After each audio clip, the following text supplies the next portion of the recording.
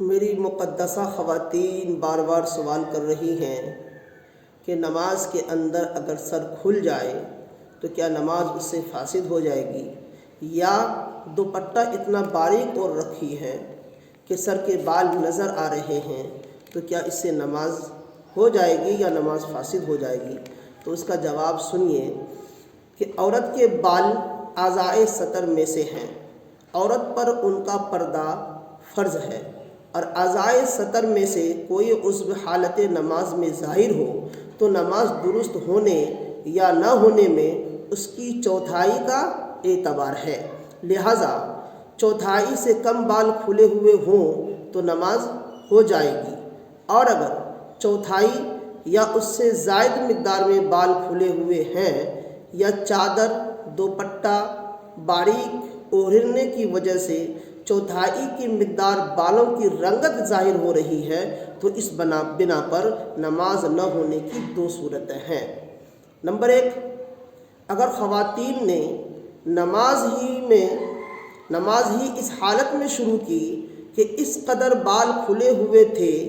یا اس کی رنگت ظاہر ہو رہی تھی تو نماز شروع ہی نہیں ہوئی۔ نمبر 2، اگر یہ حالت نماز شروع ہونے کے بعد پیدا ہوئی اور خواتین نے اسی حالت میں کوئی رکن ادا کر لیا یا ایک رکن یعنی 3 مرتبہ سبحان اللہ کہنے کی مقدار گزر گئی تو نماز فاسد ہو گئی، اور اگر ایک رکن یعنی 3 مرتبہ سبحان اللہ کہنے کی مدت گزرنے سے پہلے ہی بال چھپا لیے تو نماز ہو گئی۔ یاد رہے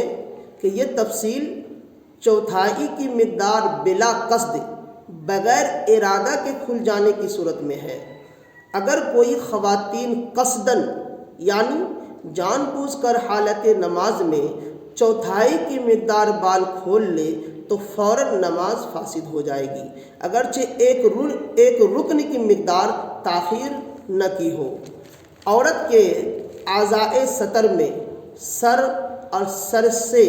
جو بال لٹک رہے ہوتے ہیں یہ 2 الگ الگ عضو کی حیثیت رکھتے ہیں۔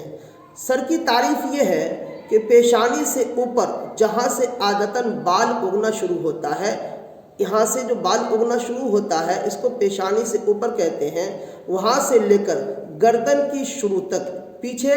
گردن کی شروع تک لمبائی میں، یہ ہو گیا لمبائی میں، اور ایک کان سے دوسرے کان تک عرض میں، ایک کان سے دوسرے کان تک چوڑائی میں عادتاً جہاں بال اگتے ہیں یہ سر ہے، لہٰذا اگر نظر آنے والے بال سر کی حد میں ہوں، مثلاً پیشانی کی جانب سے بال نظر آ رہے ہوں تو اس میں سر کی چوتھائی کا لحاظ ہوگا، اور اگر سر سے لٹکنے والے بالوں میں سے کچھ ظاہر ہوں تو صرف ان لٹکنے والے بالوں کی چوتھائی دیکھی جائے گی۔